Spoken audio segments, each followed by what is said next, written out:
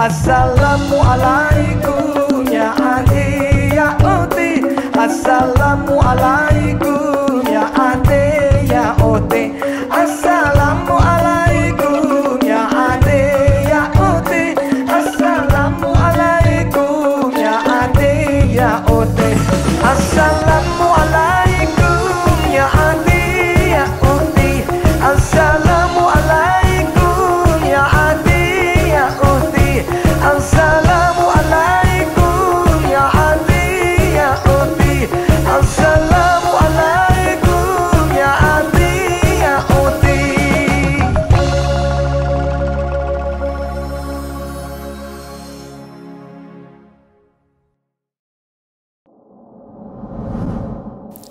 Assalamualaikum warahmatullahi wabarakatuh. Dalam kesempatan yang baik ini, saya mengucapkan Selamat Hari Raya Idul Fitri 1443 Hijriah. Semoga kita selalu mendapat rahmat dari Allah Subhanahu wa Ta'ala setelah menjalankan ibadah puasa Ramadan. Semoga dosa-dosa kita diampuni dan doa-doa kita selalu dikabulkan.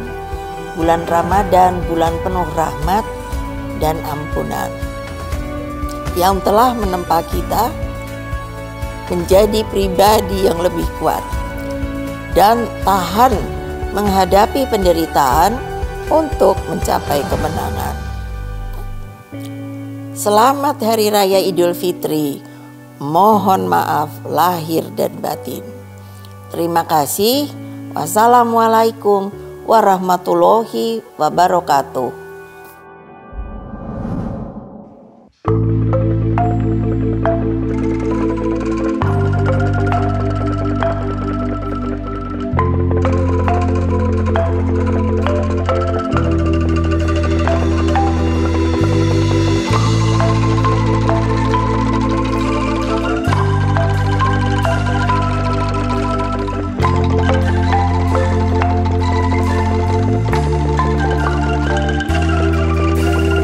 Allahumma salli ala Muhammad ya Rabbi salli alaihi wa sallim. Allahumma salli ala Muhammad ya Rabbi salli alaihi wa sallim. Allahumma salli ala Muhammad ya Rabbi salli alaihi wa sallim. Allahumma salli ala Muhammad ya Rabbi salli alaihi wa sallim. Allahumma salli ala Muhammad ya Rabbi salli alaihi wa sallim. Rabbi fanfa'na bi barakatihim Wahdina al-husna bi hurmatihim. Rabbi fanfa'na bi barakatihim Wahdina al-husna bi hurmatihim. Allahumma salli ala Muhammad ya Rabbi salli alaihi wa sallim. Allahumma salli ala Muhammad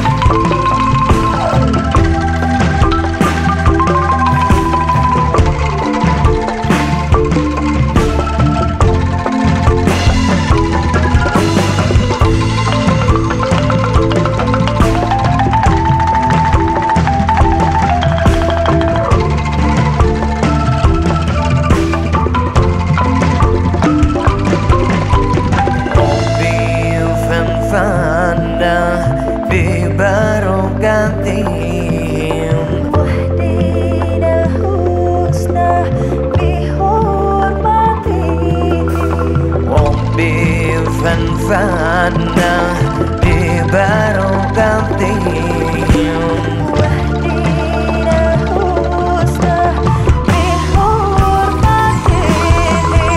Allahumma salli ala Muhammad ya Rabbi salli alaihi wa sallim Allahumma salli ala Muhammad ya Rabbi salli alaihi wa sallim Allahumma salli ala Muhammad ya Rabbi salli alaihi wa sallim Allahumma salli ala Muhammad ya Rabbi salli alaihi wa sallim.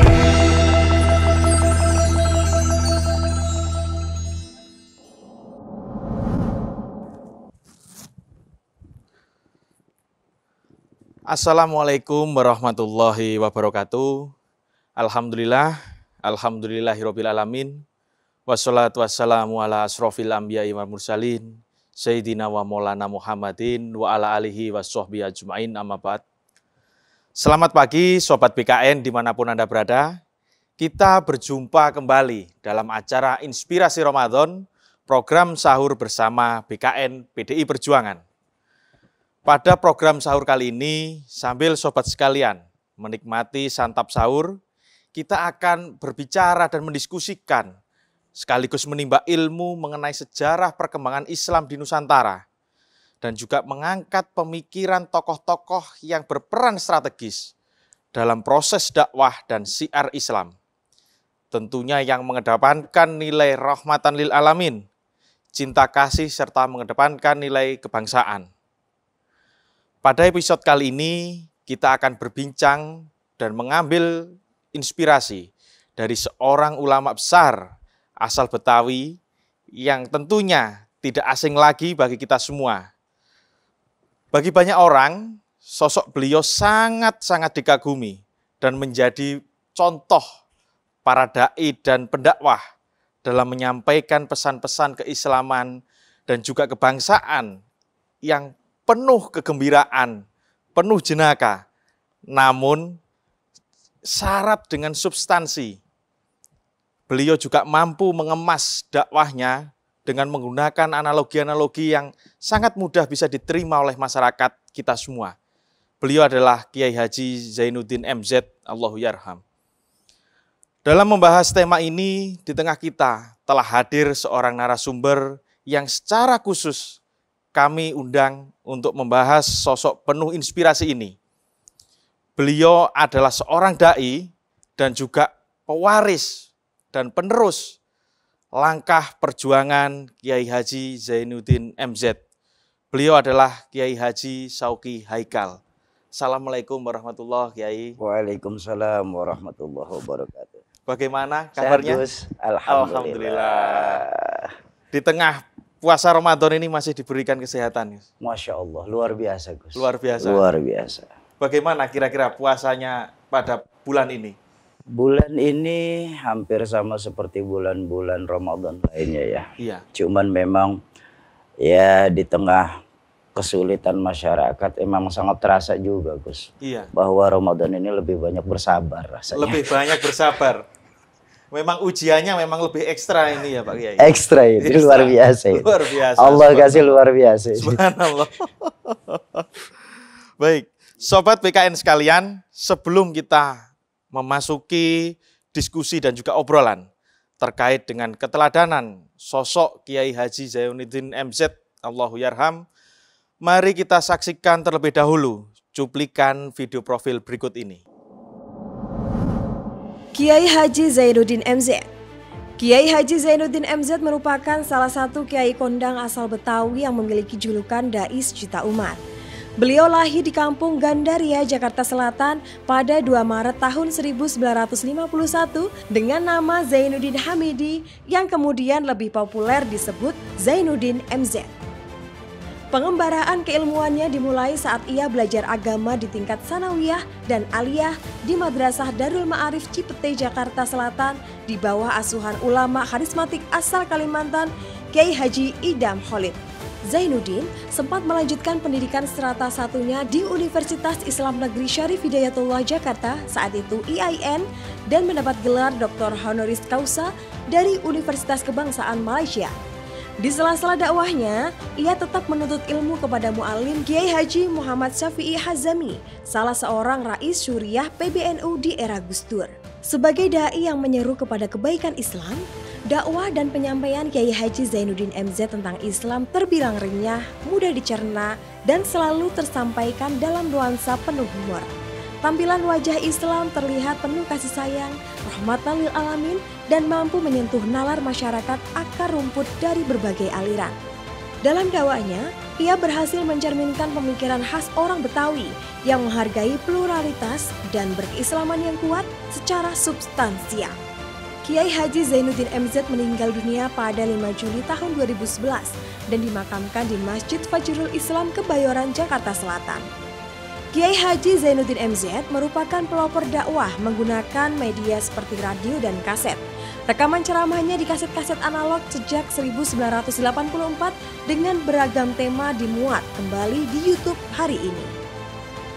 Karakter dakwahnya menjadi model dai dewasa, bahkan hingga dai-dai cilik yang belakangan kerap muncul di panggung televisi sampai saat ini.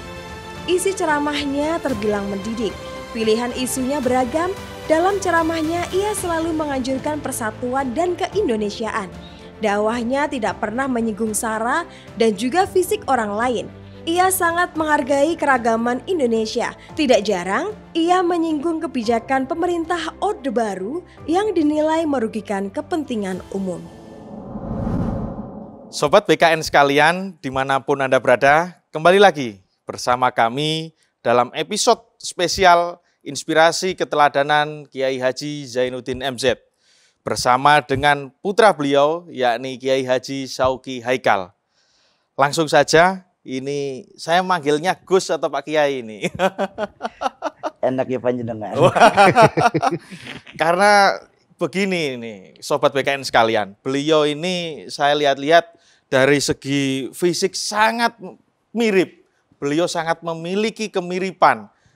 Baik itu saya mendengarkan ceramah-ceramah beliau, tausiah beliau di YouTube, ternyata beliau diberi karunia oleh Allah Subhanahu wa taala wajah yang mirip dengan ayahanda tercinta dan juga diwarisi ilmunya tentunya dan juga suaranya ini. Sehingga ini membuat kita penasaran seperti apa kemudian membahas sosok Kiai Zainuddin MZ dan dibahas langsung oleh putra beliau. Langsung yang pertama, Pak Kiai, kita sering mendengar sosok Kiai Haji Zainuddin MZ ini adalah dais juta umat. Tapi kemudian banyak yang penasaran ini Pak Kiai. Sebenarnya MZ di belakang nama beliau ini apa ini Pak Kiai? Gini Gus, MZ itu singkatan dari nama kakek dan nenek. Nama kakek kami itu Turmuzi. Cuma orang Betawi biasanya kan menyingkat jadi Mizi. Jadi Mizi. Iya. Z-nya itu dari nama nenek Zainabun. Jadi MZ itu Mizi dan Zainabun. Tapi ada beberapa riwayat lagi yang saya dapat ketika Rahmatul Abror ayah. Iya. Ke sekumpul. Saat itu Rahmatul Abror Guru Ijai. Menisbatkan MZ itu sebagai nama beliau. Guru Ijai yang menisbatkan. Di hadapan jamaah, Rahmatul Abror Guru Ijai itu berkata bahwa Zainuddin MZ ini bernisbat kepadaku Muhammad Zaini. Subhanallah. Jadi selain nama kakek dan nenek, bernisbat juga ke tafaulan kepada Guru Ijai. Guru Ijai, MZ-nya itu luar biasa sekali. Mungkin di antara Sobat BKN banyak sekali yang memfavoritkan seorang Romo Yai Haji Zainuddin MZ. Tapi kemudian memang belum mengetahui dan ternyata itu adalah sejarahnya. Nama belakang beliau itu ternyata juga memiliki makna yang dalam selain memang memiliki kesejarahan. bahwa itu adalah nama dari kedua orang tua beliau, juga dinisbahkan oleh guru ijai, guru sekumpul, Muhammad Zaini, subhanallah. Kemudian kita juga mengenal sosok Kiai Haji Zainuddin MZ Allahu Yarham sebagai sosok yang sangat humoris ini Pak Yai. Namun penuh dengan substansi ceramah-ceramah beliau ini. Allah. Sebagai putra, bagaimana sosok Kiai Zainuddin MZ sendiri sebagai seorang ayah dan suami di rumah? Pribadi saya. Iya. Gus, pribadi saya itu, abah itu buat saya. Ya sebagai orang tua, ya sebagai guru, ya sebagai kawan, Iya. bahkan sebagai sahabat. Cuman ketika beliau di rumah itu, satu yang kami ingat sekali, beliau itu nyaris tidak pernah bicara kecuali ada perlu. Subhanallah. Jadi buat kami melihat kepada beliau, beliau memiliki sosok stabilitas iman yang stabil. Iman yang stabil. Artinya begini Gus, saat ini banyak dari kita ketika susah mukanya berubah. Iya, iya, Tapi rahmatul abror, iya. ayah itu sama sekali nggak bro. Mau susahkah, mau senangkah, mau marahkah, mau gembirakah, ya sudah begitu saja. Tidak ada perbedaan. Tidak ada perbedaan. Makanya kami ini susah agak ngeraba-ngeraba beliau. Jadi memang beliau itu sosok yang komplit dan kompleks. Makanya Iya. dan sampai sekarang terlepas dari saya seorang anak ya. Iya. Seorang anak kepada orang tua. Apalagi saya sekarang ya alhamdulillah melanjutkan jejak langkah orang tua, menjalin silaturahmi kepada kawan-kawan orang tua. Saya masih melihat sampai saat ini masih belum ada yang bisa ngegantiin beliau di hati kami. Benar, benar sekali. Begitu juga di hati kami semua para penggemar, memang sepertinya belum ada yang sosoknya bisa menggantikan beliau. Belum ada. Tapi memang kalau di rumah beliau memang sosok yang sangat stabil seperti itu. Sosok yang sangat stabil. Artinya beliau itu bisa menempatkan diri di mana beliau mau. Biasa. Beliau ketika jadi orang tua, beliau tidak pernah lupa. Kalaupun menyuruh kita, putra-putra beliau, saya selalu ingat kalimat yang pasti keluar itu ada kalimat tolong. Selalu ada. Selalu itu. Padahal pada putra-putranya sendiri. Pada putranya sendiri. Itu yang pertama. Yang kedua, yang saya ingat dari semenjak saya mulai sadar, artinya ya balita lah ya, sampai saat beliau wafat, saya belum pernah namanya melihat beliau itu overreacting, yang meledak-meledak, enggak ada. Iya saya bilang tadi Gus. Marahnya beliau ya begitu, senangnya beliau ya begitu, susahnya beliau ya begitu. Jadi kami ini susah nebak beliau. Jadi ya memang tidak ada lagi Gus, tidak ada lagi. Yang kami temukan ini di perjalanan nyambung silaturahmi perjalanan beliau ini, belum ada lagi yang saya temukan sosok yang komplit dan kompleks seperti beliau. Subhanallah. Kemudian setelah beliau sukses di dunia dakwah ini Pak Yai, saat itu kita semua mengetahui bahwa Romo Yai Haji Zainuddin MZ Allahu Yarham sempat masuk di dunia politik dan juga sempat membentuk sebuah partai politik, yakni Partai Bintang Reformasi. Nah, kira-kira menurut panjenengan ini apa yang melatar belakangi beliau masuk dalam dunia politik saat itu? Baik. Bismillahirrahmanirrahim. Kalau yang beliau ngobrol sama saya, tahadusan bin nikmah Gus. Tahadusan bin nikmah. Kami ini, saya pribadi, hampir 8 tahun khidmah sama beliau. Jadi misalnya saya sama beliau itu saat tidur aja. Iya. Beliau bangun dari selalu sama-sama kami. Artinya begini, yang melatari beliau ini sebenarnya sepele. Beliau ada pengen dalam hidup beliau sumbangsih walaupun cuma sedikit, untuk bagaimana mewarnai dan menjadi warna di perpetaan politik negara. Subhanallah. Cuman sekali lagi bahwa beliau itu sosok the right man in the wrong place. Iya. Jadi Islam itu mengajarkan politik. Islam mengajarkan politik. Cikal bakal politik dalam Islam itu ketika dalam Al-Quran, fas'alu ahla dzikri in kuntum la ta'lamun. Itu cikal bakal politik. Cikal bakalnya. Rahmatul Abror, orang tua kami ini pengen paling tidak ada sedikit pergerakan dalam hidup beliau ini untuk negara. Untuk negara. Untuk negara. Ya cuma memang saat itu politik Indonesia lagi pragmatis kan. Iya, iya benar. Dan nggak bisa ditebak. Nggak bisa Akhirnya ditebak. ketika tahun kurang lebih tahun 2005, ya 2003, 2004. 2005 beliau memutuskan untuk mengundurkan diri dari partisan. Iya, iya. Gitu. Kembali lagi kepada umat akhirnya. Kembali kepada umat kembali. Jadi kalau buat saya bahwa memang terjunnya beliau ke politik ini murni berdasarkan paling tidak ada jerih payah saya untuk mencoba membenarkan alur politik yang ada Iya. sesuai dengan agama. Iya, iya, Gitu. iya. Gitu Gus menurut saya. Memang berarti apa yang beliau lakukan saat itu adalah bentuk dari hikmah kepada bangsa dan Khidmah negara. kepada bangsa. Nggak lebih dari Nggak itu. lebih dari Nggak itu. lebih dari itu. Subhanallah. Memang caranya, ikhtiarnya adalah dengan mendirikan partai saat itu. Iya, karena untuk biar bagaimanapun nggak akan pernah bisa kita ini membersihkan lantai kotor pakai sapu yang penuh lumpur. Nah, nah. Gitu. Jadi beliau ya satu-satunya jalan harus mempunyai perahu Harus sendiri. mempunyai. Iya, iya. Karena saat itu ada tekanan-tekanan politik juga dari kawan-kawan seperjalanannya beliau sehingga beliau memutuskan ya sudah kita bikin perahu sendiri saja. Iya. Gitu. Kira-kira ini Pak Yai, Iya. apakah pernah kemudian mendapatkan cerita dari beliau, dari ayahanda? Bagaimanakah kemudian mungkin waktu beliau berpolitik ada kedekatan dengan PDI Perjuangan? Apakah pernah ada cerita-cerita seperti itu? Tahun 2005. Tahun 2005? Tahun 2005 itu alhamdulillah lewat koalisi kebangsaan. Oh iya, iya. Dan saat itu intens sama ibu. Intens dengan Bu Mega? Intens dengan ibu, bahkan ibu pun beberapa kali mampir ke rumah untuk bicara Subhanallah. politik. Ya alhamdulillah sebenarnya PDIP ini ya punya sejarah tersendiri lah di keluarga Kiai Zainuddin. Subhanallah. Dan memang sisi lain bahwa memang ayah ini sangat mengidolakan sosok dari Bung Karno itu sendiri. Memang mengidolakan. Mengidolakan.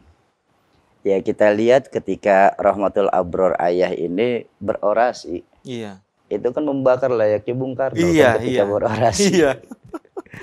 Jadi ayah ini gabungan dari 3 tokoh. Rahmatul Abror Yai Idham Khalid, Oh iya, iya, iya. Idam. Rahmatul Abror Buya Hamka, Buya Hamka. dan Bung Karno. Subhanallah. Mampu kemudian mengkolaborasikan. Mengkolaborasi menjadi Rahmatul Abror Kiai Zainuddin Kiai MZ. Zainuddin MZ. Subhanallah. Memang kalau kita lihat memang perpaduan yang sangat luar biasa Allah. ini. Dan jadinya memang siapapun yang mendengar dari ceramah-ceramah beliau seperti seolah-olah terhipnotis memang. Subhanallah.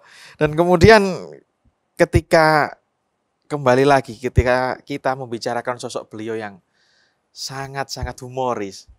Apakah kira-kira di tengah keluarga itu juga seperti itu? Sosoknya apakah pernah menampilkan sosok humorisnya seperti itu Pak Yai? Beliau itu berusaha untuk menjadi orang yang disegani di keluarga. Jadi banyak orang tua sekarang ini menjadi sosok yang ditakuti oleh anak. Iya, iya. Tapi beliau enggak. Beliau itu sosok yang disegani. Yang Jadi disegani. bukan berarti beliau serius terus. Ada Iya. waktunya beliau bercanda. Ama-ama kami putra-putra beliau.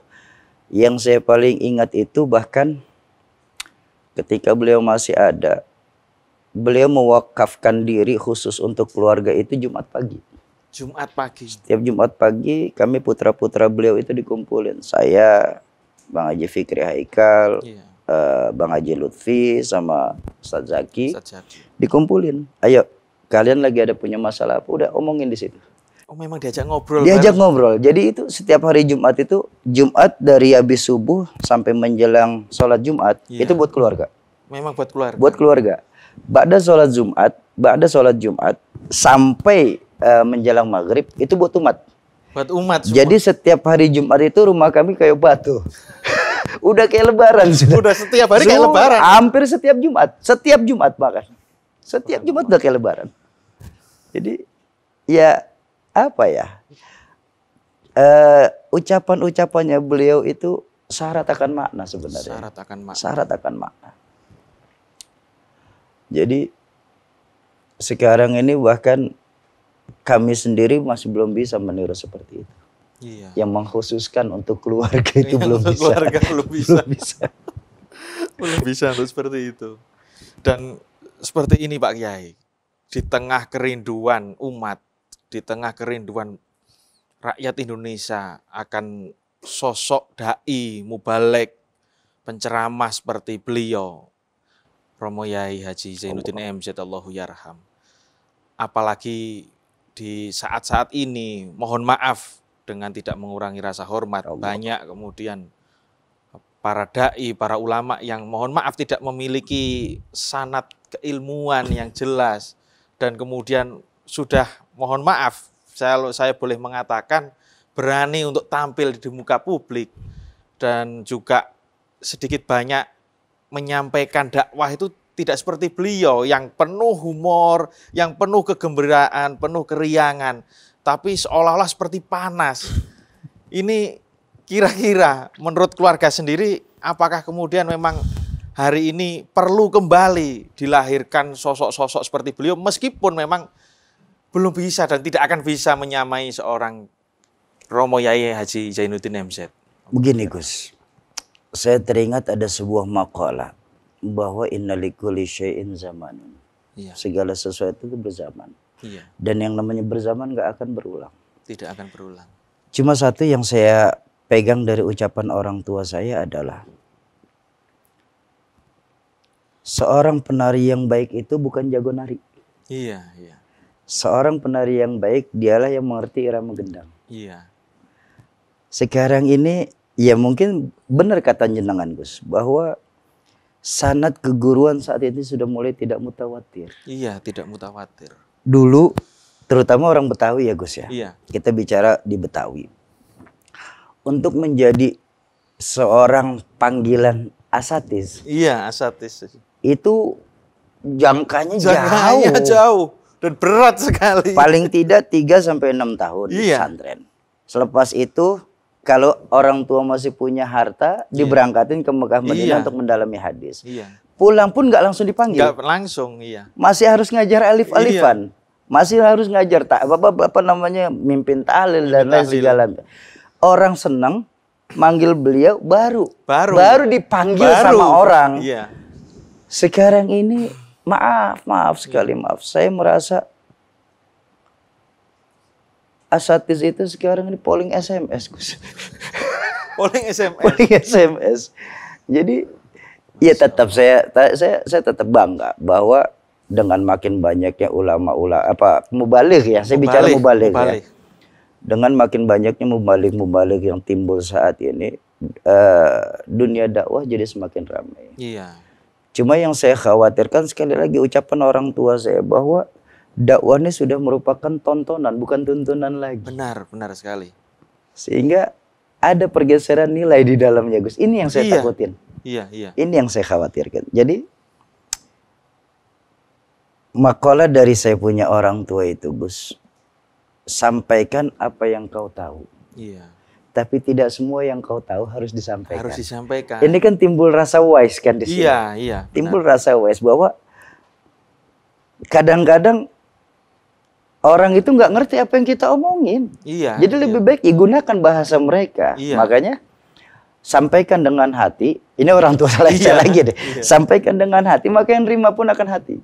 Iya. Jadi bukan dengan otak, sampaikan dengan hati. Maka yang terima pun akan hati. Akan dengan hati juga. Dengan hati juga perasaan diterima, gitu Gus. Jadi sebenarnya nggak ada yang salah sih ya. Cuma yang saya khawatirkan ini ketika ada orang yang bertindak semena-mena saja. Iya. Ini yang saya khawatirkan bahwa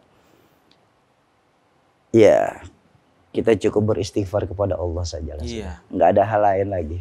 Bahwa memang ini akhir sah. Min akhir sah.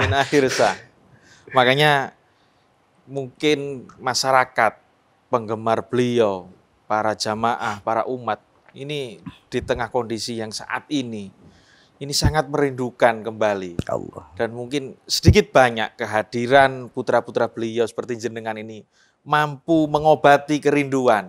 Bagaimana kesejukan-kesejukan, bagaimana kemudian ceramah yang disampaikan dengan mudah, dengan hati, sehingga nyampe ke hati, sehingga mampu memberi suri ketauladanan bagi masyarakat ini yang sangat luar biasa.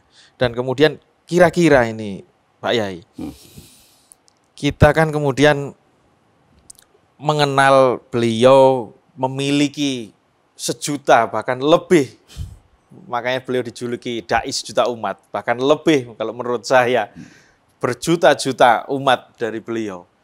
Kira-kira apa kesan yang paling menarik dari sosok beliau itu, Pak Yai? Buat saya pribadi, terlepas saya dari seorang anak. Iya. Begini, Gus. Betapa kita semua tahu beliau orang besar. Iya. Tapi yang unik itu beliau tidak pernah merasa dirinya besar.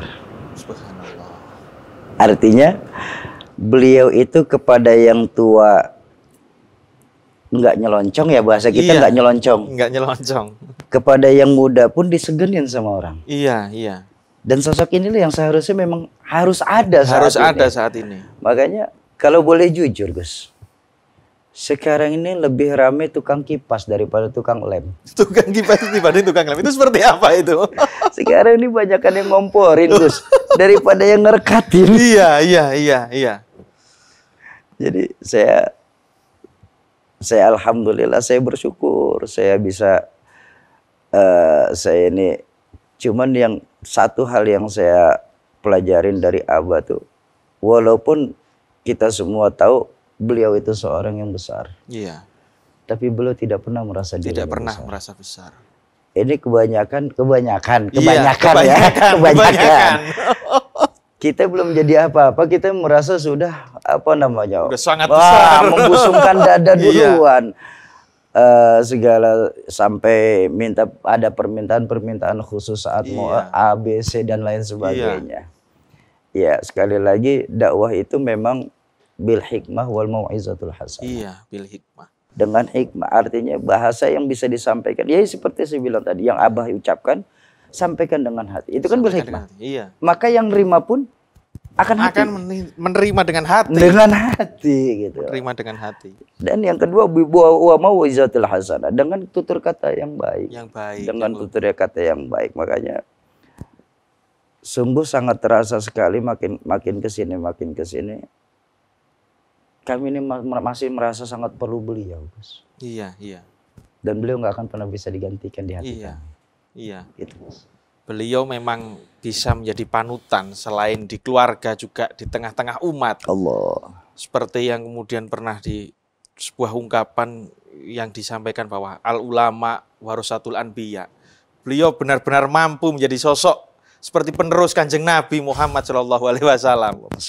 Seperti yang disampaikan oleh Pak Yai tadi, bahwa saat ini lebih banyak orang yang menjadi kipas dibandingkan menjadi lem perekat. Kalau sosok beliau waktu itu kan sangat bisa merekatkan dari berbagai kelompok, dari berbagai kalangan. Beliau juga mampu menerima bahwa perbedaan ini adalah merupakan sunatullah. Beliau sangat memahami itu sehingga di dalam ceramah-ceramahnya sangat menyejukkan bagi seluruh pihak, bagi seluruh umat manusia kalau boleh saya katakan seperti itu. Terkadang, Gus, kita ini nggak dewasa dalam perbedaan. Iya. Padahal baginda Nabi sendiri mengingatkan bahwa perbedaan itu rahmah. Rahmah. Selama tidak untuk berpecah belah. Iya. Sekarang ini bibit-bibit disintegrasi ini sangat terasa sekali. Sangat terasa. Makanya saya berharap dengan adanya program dari BKN ini, dengan menumbuhkan lagi rasa cinta kepada ulama-ulama. Iya. Yang memang beliau-beliau itu mewakafkan dirinya hanya untuk dakwah saja. Iya, benar. Gitu. Benar. Dan kemudian kira-kira kalau sudah disampaikan bahwa beliau ini adalah sosok yang besar, kita semua mengetahui dan kita benar-benar menyadari bahwa sosok Kiai Haji Zainuddin MZ Allahu Yarham sosok yang besar. Bagaimana kira-kira cerita perjalanan? Apakah beliau langsung menjadi sosok orang ulama, dai, mubalik yang besar seperti itu atau seperti apa itu Pak Yai sebelumnya? Begini Gus, kita tentu tahu sebuah maqalah mengajarkan wa maladzatu illa ba'da ta'ab. Iya. Tidak ada yang namanya kenikmatan tanpa bersusah payah. Iya. Beliau itu bukan simsalabim abrakadabra, Gus. Tidak simsalabim. Tidak simsalabim abrakadabra. Beliau memang berangkat dari bawah. Bahkan sejarah mencatat ketika Mbah Sukron Makmun. Iya, Mbah Sukron Makmun. Meminta kepada Mbak Idham Khalid saat itu. Oh iya. Kata Mbak Idham Khalid, Rahmatul Abror, Iya. silakan kau bawa yang lain, tapi yang satu ini jangan. Oh, yang satu ini jangan. Yang satu ini jangan. Jadi, ya Allah alam apa yang dilihat sama Rahmatul Abror Mbak Idham Khalid saat itu. Cuma memang proses ayah itu berangkat dari surau ke surau. Diawali dari surau ke surau. Mengajar, taklimul muta'alim. Yang beliau ajar itu kitab-kitab fikih awal-awal. Iya. Kitab-kitab fikih, beliau dari satu surau ke surau lain. Bahkan ketika sudah mulai dapat undangan ceramah maulid, beliau itu tetap ngajar dulu.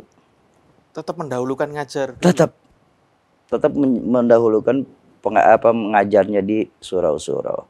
Jadi ya memang proses beliau, kita tahunya beliau udah Iya. seolah-olah simsalabim. Besar seperti itu. Nggak, beliau benar dari satu surau ke surau, dari kampung ke kampung, dari masjid ke masjid, dari kota ke kota, dari pulau ke pulau, bahkan dari negara ke negara. Alhamdulillah. Alhamdulillah. Jadi beliau itu benar-benar menjalankan ya makalah tadi ya, wa maladzatu illa ba'da ta'ab, bahwa tidak ada yang namanya kenikmatan tanpa bersusah payah. Tanpa bersusah payah terlebih dahulu. Ya.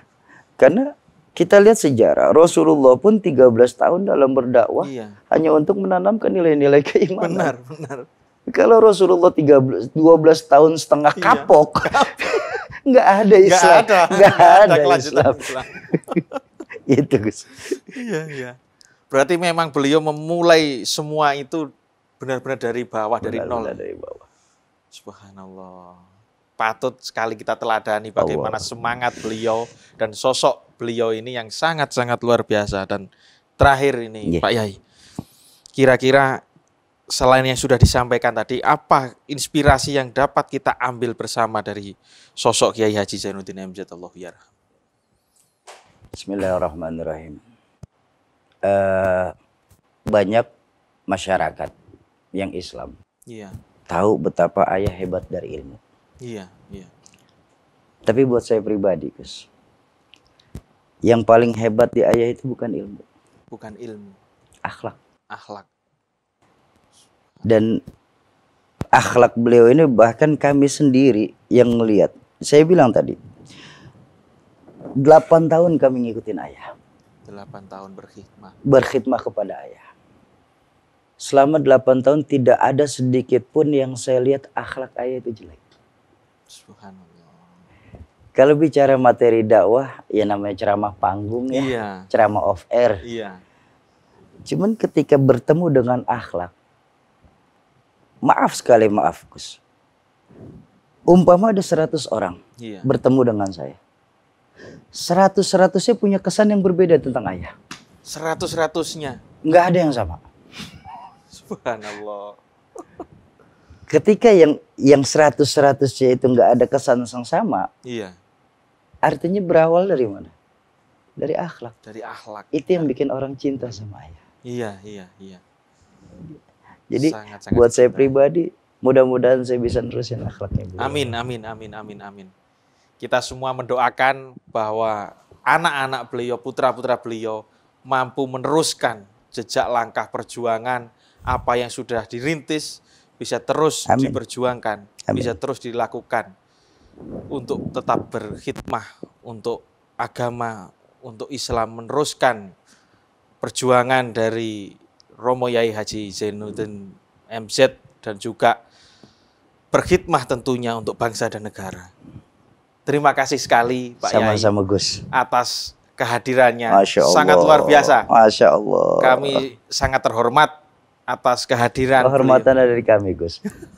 Artinya Iya, saya berharap bahwa memang jangan jas merah lah. Jas merah. Jas merah. Jas merah. Jangan pernah sekali-kali melupakan sejarah. Benar. Apapun sejarahnya, terutama sejarah tentang ulama-ulama. Tentang ulama-ulama, iya. Itu aja. Dan semoga tali silaturahmi ini terus tersambung ke depannya. Harus tersambung terus. Amin ya rabbal alamin. Dan kami juga mohon doanya dari keluarga besar BKN PD Perjuangan agar tetap bisa istiqomah. Amin. Untuk merajut tali silaturahmi dengan seluruh ulama, dengan seluruh elemen di tengah-tengah masyarakat Indonesia, biar bisa menjadi lem tadi, bukan menjadi kipas, Pak Kiai. Setuju. Insya Allah, dan sangat bisa, sangat memungkinkan, insya Allah. Amin. Mohon doanya. Sama-sama doa. Amin. Baik, sobat BKN sekalian, begitu hangat perbincangan kita pada pagi hari ini. Sampai tak terasa bahwa kita telah sampai pada penghujung acara. Meski demikian, pada pagi hari ini sedikit banyak kita telah belajar mengenai sosok yang penuh inspirasi ini. Seorang ulama yang telah memberikan kita banyak kenangan yang begitu membekas di hati kita semua.